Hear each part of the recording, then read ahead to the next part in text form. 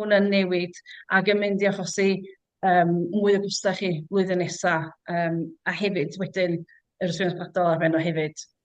So, os oes y gwestiwn am hwn, plis rowch nhw i fewn a nhw'n i atab nhw ar y diwedd. Reit, awn ni mlaen i'r sleid nesaf. So, mae'r pethau yswiriant gwladol i gyflogwyr wedi newid. Dylsyn ni bwyntio allan, does am newid wedi bod i'r yswiriant gwladol i'r cyflogau, so i'r employees, does na ddim newid. Mae o gyd yn ddisgyn arna ni fel cyflogwyr. So, pedwar peth sydd wedi newid i gyd. Mae'r cyfraniad canrannol wedi cynyddu o 13.8% i 15%. Mae'r trothwy eilaidd wedi dod i lawr o 9,100 i 5,000. Wan, y trothwy eilaidd ydy pryd mae'r cyflogwr yn cychwyn talu yr yswiriant gwladol. Mae'r lwfans cyflogaeth wedyn wedi newid, wedi dwblu o 5,000 i 10,000 a hanner. A mae'r rheol rhywendigaethau yswiriant gwladol dosbarth 1 wedi cael gwarad o. So hynny ydy, os oedd eich rhywendigaethau yswiriant gwladol dosbarth 1 yn 100,000 neu drosodd y flwyddyn cynt, fysach chi ddim yn cael hawlio y lwfans cyflogaeth na y flwyddyn wedyn. Dwi'n iawn yn hynny, dwi'n siŵr. Ia, no, gres. So, mae newidiadau wedi bod, mae'r canran wedi codi, mae'r trothwy eilaidd wedi dod i lawr, ond mae'r lwfans cyflogaeth wedi codi di'r newidiadau mwyaf. So, jyst i roed y siampl, os ydych chi'n cyflogi rhywun ar gyflog blynyddol o 26,000, dyma di'r ffigurau. So, fel welwch chi, mae'r ffigurau 2024-2025 yn golygu fysa'r cyfraniad yswiriant gwladol eleni yn 2,300. Wel, heb rhoid codau cyflog flwyddyn nesaf, jyst oherwydd y newidiadau, mi welwch chi bod hwnna wedi codi wan i 3,150. Dwi'n gobeithio bod chi'n gallu gweld y tabl yn iawn, achos mae rhan o'n wedi cael ei guddio ar sgrin fi fan hyn. Ond ia, mae wedi codi o beth hynny, tua 800 punt i gyd o un flwyddyn i llall. Yn yr esiampl yma, diolch yn gwneud gwahaniaeth beth bynnag, oherwydd bod y lwfans cyflogaeth na wedi dwblu. Ond yr enghraifft fan hyn yma ydy, os ydych chi gennych chi 3 person ar cyflog fel hyn, fysa'r yswiriant gwladol cyflogwyr eleni wedi bod yn 6,900. A oherwydd y lwfans cyflogaeth, fysa chi wedi gorfod talu 1,900 ohono fo drosodd i'r cyllidod hollau. Y flwyddyn nesaf, bod yr cyfraniad yna wedi codi 3,000 i pob cyflogau, mae'r bil wedyn yn dod i fyny beth yna 9,450. Ond oherwydd bod y lwfans cyflogaeth rwan wedi dwblu, chi all ddim yn gorfod talu dim ond o drosodd, achos bod yr 9,000 o dan y 10,000 a hanner. So, yn yr achos yna, ydych chi chydig bach gwell off. So, mae'n hollol dibynnu ar beth ydych chi'n gyflogi a'r pa radd efallai. A dylai nodi bod y pethau mae gyd yn dod i fewn i'r un o'r 6 Ebrill 2025. Reit, dwi'n mynd i basio drosodd i Siôn rwan, achos fo sydd wedi creu y graffs yma, a mae'n mynd i allu dweud y well na fi be sydd wedi newid. Mae'n mwy o graffiau mynd i ddod ar ôl hwn, sydd dangos ychydig bach mwy visual o sut mae'n mynd i newid. So, drosodd i Siôn. Efo 2 o weithwyr, does o ddim byd yn newid o gwbl just. Chos bod yr lwfans cyflogaeth na wedi codi a bod dim arall, mae hynna'n just chwalu unrhyw nodiad fysa yna yn yswiriant genedlaethol. Efo, da ni'n meddwl ta 5 gweithwyr, dibynnu faint maen nhw'n cael eu talu, ond mae hwn wedi cael ei roi bod nhw'n cael eu talu ar minimum wage. Sa'n gallu gweithio allan. Hefyd, da ni wedi gweithio hwn a gweithio allan amser 40 hours a week. Bod o'n gweithio allan yn costa chydig bach llai o achos yr cynnydd na i 10,000 a hanner yn y lwfans employment allowance. Ond dwi'n meddwl mae rhywun yn mynd dros dy'r cyn yna, dibynnu faint weithwyr. Mae'r costa yn dechrau codi reit sydyn wedyn. A fel mae hwn yn dangos, mae yna 10 o weithwyr. So mae'r weithwyr mae gyd yr un peth, yn jyst 10 o weithwyr. Mae yna 5,000 o godiad yn costa just efo yswiriant genedlaethol i cyflogwr yn y flwyddyn. Felly mae'n dangos mwy a mwy o gweithwyr sgynnoch chi uwch eith y costa de, ond eto efo busnesau bach, ella fyddwch chi lwcus a fyddwch chi chydig bach o well off blwyddyn nesaf de. Hyd yn oed ar ôl codiadau minimum wage a hefyd beth sydd wedi digwydd efo'r yswiriant genedlaethol yma. Reit, mae hwn chydig bach y graff yma. Mae hwn wedi cael ei bisio gyda ni ar 3 employee. A mae'n edrych fatha bod yna andros o jump. Ond os ydych chi'n sbio ar y rhifau sydd ar yr ochr chwith o'r graff, mae'r actual wneud yn y costa mewn blwyddyn. Dim llawer, mae o yn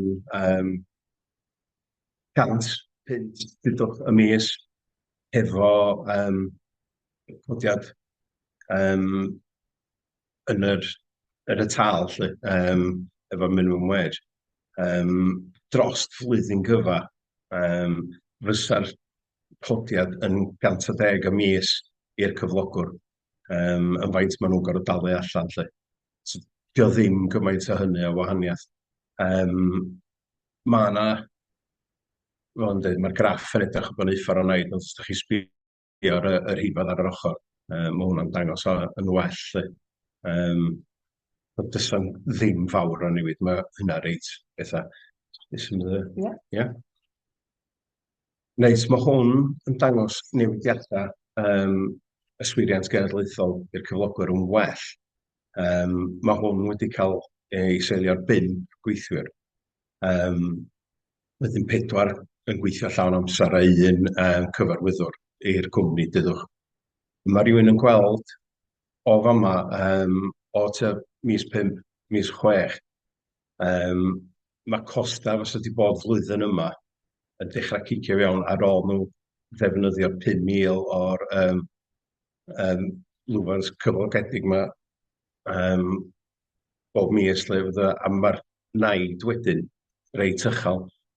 Flwyddyn nesaf am bod y lwfans yna lot uwch, neithom cicio mewn, da ni'n meddwl dant y mis 9, sef o gwmpas dolyg pan di rhywun i'm eisiau costa mawr, ond wedyn mae'r naid yn mynd i fyny reit uchel, a mi eithaf fyny yn lot mwy na be mae o flwyddyn yma. Mae hynna'n mynd i weithio allan, rydyn ni'n meddwl dros flwyddyn, ar ôl i bob dim gael ei gymeryd i ystyried, sef 2,000 o bunnoedd o fwy i'r cyflogwr lle, na fysa fo wedi bod flwyddyn yma. Mae bron i 200 wel, 170 y mis fysa'r costa. A mae hyn eto wedi cael ei roed allan bod yr gweithwyr yn cael eu talu yn debyg i flwyddyn yma, jyst y costa sy'n yn yr minimum wage sydd wedi codi bob dim lle. So chdi'n mynd o'n nesa. Mae hwn yn dangos beth sy'n digwydd efo 10 o weithwyr. Fel enghraifft, da ni wedi costio fo allan, bod yna 10 weithio, bod yna 1 gyfarwyddwr, bod yna 2 apprentice, so heini yn cael llawer effaith mond codiad minimum wage, achos da ni wedi reid nhw dan oed, dan 21, wedyn fysa nhw ddim yswiriant sgladol gyn y cyflogwr ar hwnna. Ond eto, mwy o weithwyr, mae'n dangos effaith bod y lwfans, yr employment allowance yn rhedeg allan yn gynt os ydych chi eisiau mewn blwyddyn de. Blwyddyn yma fysa hwnna wedi cael ei ddefnyddio mewn mis neu 2, ac erbyn diwedd mis 4 mae hwn wedi mynd, wedyn dyna di'r costa ar y lein las. Ar y lein goch, am bod y thing wedi dyblu erbyn flwyddyn nesaf, mae o'n para chydig bach hirach, ond wedyn mae'r naid digwydd mewn ffordd mwy serth, mae lot cynt, sy'n digwydd o fis i fis, dos o ddim gradual build-up lle, a mae wedi mynd, ac eto, mae'r costa wedyn o fis i fis i'r cyflogwr yn tua 2,000 o bunnod yn ôl hwn. Ar ôl ystyried, dwi'n meddwl fysa fo 19,000 o flwyddyn y gostan i'r cyflogwr de. Eto, i gwir, da ni'n eisiau gwneud graffiau yn mynd o 20 a wedyn 10 ar 20 o weithwyr sa bod hi'n edrych lot gwaith wrth ni fynd drwy hynny lle. So, dyna da ni wedi stopio hwnna. Dim nesa. Ond eto, yn Llydan ni'n Gwynedd, mae gennym ni lot o busnesau bach tymhorol. A mae'r graff yma wedi cael ei weithio allan, so bod gyda rhywun, dwi'n bod, caffi bach neu rhywbeth felly. So gen ti 5 gweithwyr, ond mae'n 2 llawn amser. Bod yna un yn gweithio rhan amser mewn wsos. A bod yna 2 myfyrwyr neu plant ysgol neu rhywun sy'n 16-17 oed yn gweithio holidays hanner tymor, a ella amball weekend a felly. A dyna ffordd da ni'n gweithio allan. Mae'r graffs yn dangos y pig sy'n cychwyn o fatha pasg yn dechrau mynd i fyny hanner tymor mis Mai. Wedyn i holidays rhad i'r platon o'n canol. Bod lawr wedyn ar ôl i'r haf offa'n codi fyny fo hanner tymor a diwedd mis Hydref a falle sbeic wedyn dros dolyg pio lawr eto ag yn ôl i fyny. Oedden ni wedi meddwl gadael 2 lein yma, ond mae gennym ni lein y gost i'r cyflogwr mewn glas a'r gost i'r cyflogwr mewn coch am y 2 flynedd nesaf. A mae'r cael y gros pe am y flynyddoedd i bawb lle wedi'r dangos y codiad i'r minimum wage. Maen nhw'n tracio reit agos o fe'i gilydd efo'r costa yn dangos dyna fysa'r costa mwyaf i'r cyflogwr, math yma gyflogwr, fysa'r codiad yn y minimum wage. Mae yna 2 lein ar gwylod y graff, yr un glas y melyn, sy'n dangos fel lwfans yr employment allowance cael ei ddefnyddio, a fysa hwnnw ddim yn rhedeg allan yn y beth mae erbyn diwedd y flwyddyn. Fysa yna ugain o le yn hwnnw i gyfro unrhyw godiad yn y yswiriant gladol i'r cyflogwr. A mae'r 2 lein yna rhedeg o fflat o'i gilydd drwy'r flwyddyn hefyd, y codiad yn faint o yswiriant gladol sa rhywun yn dalu. Ond dwi'n meddwl sa hwnna'n rhoi chydig bach mwy syniad ffordd o'n effeithio y math o busnesau bach sgynnon ni o gwmpas yr ardal yma. Busnesau tymhorol, lle. Ie. Dyna hi'n graffiad yma. Oce, gres, diolch yn fawr, Siôn. So, i fynd ymlaen rwan hefo'r lwfans cyflogaeth yma. Mae'n ambell i beth y rheol sydd isio i fod yn wyliadwrus ohono fo. So, pobl sy'n gallu hawlu fo ydy unrhyw fath o fusnes ac unrhyw elusen. Hefyd, mae pobl sy'n cyflogi gweithwyr gofal neu gweithwyr cefnogaeth hefyd gallu hawlio fo. Rheswm dwi'n pwyntio hwn allan ydy, mae hwn yn newid eitha diweddar, chydig blynyddoedd yn ôl, bydd pobl fel ddim yn gallu hawlio fo. So, os da chi'n un o'r rhai yma, mae angen double checio. Hefyd, be arall sydd eisiau pwyntio allan ydy bod os da chi'n grŵp o gwmnïau cysylltiedig, mond un o'r grŵp sy'n gallu hawlio fo. So, os da chi'n berchen ar 3 cwmni gwahanol er enghraifft, mond un o'r 3 cwmni sy'n gallu hawlio fo. Pobl sydd ddim yn cael hawlio fo wan ydy busnesau sydd wedi mynd tu hwnt i'r terfyn cymorth gwladwriaeth de minimis, hynny ydy de minimis state aid. Dwi'n gallu mynd drwy'r rheol am y rhif annol achos maen nhw'n eitha sector specific. So mae'r de minimis yn mynd i newid dibynnu ar sydd fath o busnes ydych chi. Yr enghraifft lle roed ydy mae de minimis limit i ffermwyr ipyn iawn i is na i de minimis ar gyfer ffactri. So mae'n rhywbeth sy'n rhaid i'r busnes eu hunan double checio beth yw'r prici sy'n y pleiodd yn nhw lle. Dydy cyrff cyhoeddus ddim yn cael hawlio'r lwfans yma, so na'n ffodus fysa Cyngor Sir neu yr NHS Trust beth dwalod yr enghraifft ddim yn cael hawlio fo. Ag yr un dwytha, gallu hwn dy'r un sydd yn mynd i fod yn esiampl i mwyaf i ni, ydy yr cwmnïau efo un cyfarwyddwr yn unig ar y gyflogres, so'r sole company directors yma. So ia, mwy neu lai, dyna dy pobl sy'n cael a ddim yn cael hawlio fo. So, nawn ni symud ymlaen i'r sgrin nesaf. So, mi nathon ni gael gofyn os yna rhyw tips and tricks. Wel, yn anffodus, does yna llawer o tips and tricks felly rhaid i ddeud, achos mae'r rheol yma yn it is what it is teip o sefyllfa. Ond, jyst o ran y lwfans cyflogaeth, o'n i'n ei ddau bethau jyst i feddwl am, ydy, checiwch os da chi yn ei hawlio fo, yn edrych os da chi'n gwneud y payroll eich hunan, achos da ni'n ffeindio ella bod rhai clients ddim wedi bod yn hawlio fo. So, os da chi ddim wedi hawlio fo eto leni, yna, jyst gynnoch siŵr bod chi'n hawlio fo cyn y 5 o Ebrill flwyddyn nesaf. Hefyd, checio os da chi wedi bod yn hawlio fo dros y 4 mlynedd dwytha. Eto, mae rhai clients ni wedi cael dal allan, lle rwan da chi'n gorfod gwneud y cais neu'r claim amdano fo yn blynyddol, whereas o blaen, oedd o'n rhywle drosodd yn y software yn automatic. O dwi wedi cael un client, a dwi'n nywero un neu ddau clients eraill sydd wedi gwneud o'i hunan, a ddim wedi ticio'r box na bob blwyddyn. A da chi'n cymryd nôl 4 mlynedd i hawlio fo, so da chi heb methu'r gwch, chi yn dal gallu gwneud o. So just double checiwch os da chi wedi, ac os dydych chi ddim, yna gnewch cais am nôl, lle. Wedyn, tips and tricks arall ydy, wel, yr unig beth allan ni feddwl am ydy bod chi'n gallu gwneud cynllun arferthu cyflog, so'r salary sacrifice schemes ma.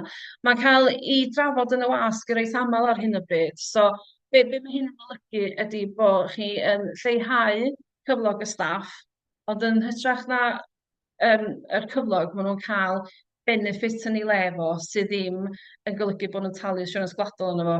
So, enghraifft gyda fi ydy, yn lle rhoi bod y cyflog i rewn flwyddyn nesaf, ella bod chi'n gallu rhoi mwy o bensiwn iddyn nhw, so bod chi fel cyflogwr yn talu fewn i'r pensiwn. Dy'r pensiwn yna wedyn ddim yn attractio y yswiriant gwladol, achos does ddim yswiriant gwladol ar bensiwn. Mae'r staff dal yn mynd i endio fyny efo mwy yn ei pocad, achos mae'r pensiwn yna yn dod o...